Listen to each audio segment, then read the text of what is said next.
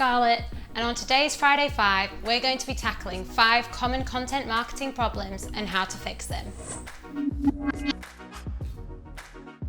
So you've created some great quality on-brand content, but when you look at analytics, the traffic's really low. So what's wrong? Think about your keywords. Have you got enough search volume? And if you do, are they too competitive, battling against big brands?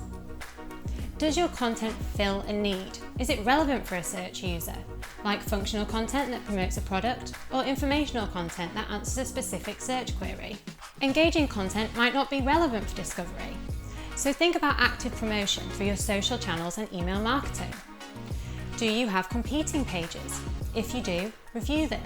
One well-optimized page is much more powerful than several poorly optimized pages.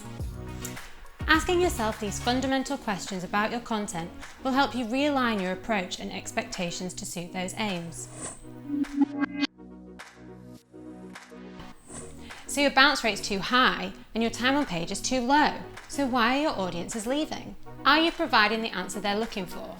Do research into the intent of the search and build your content around that.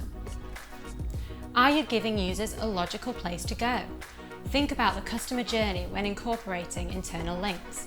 This overlaps with design and UX too. Make sure your navigation and calls to action are really clear.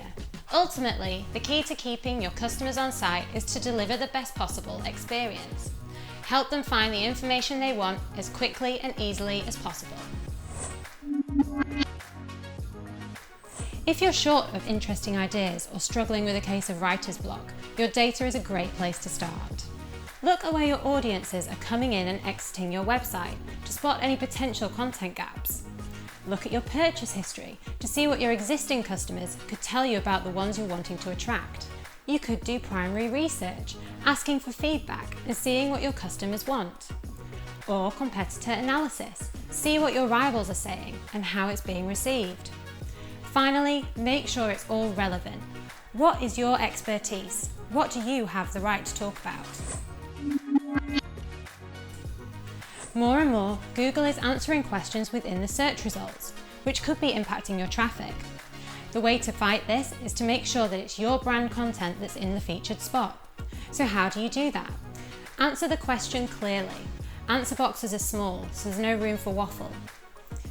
Think about formatting. Could you use numbered lists, bullet points, and tables to make your information easy to digest?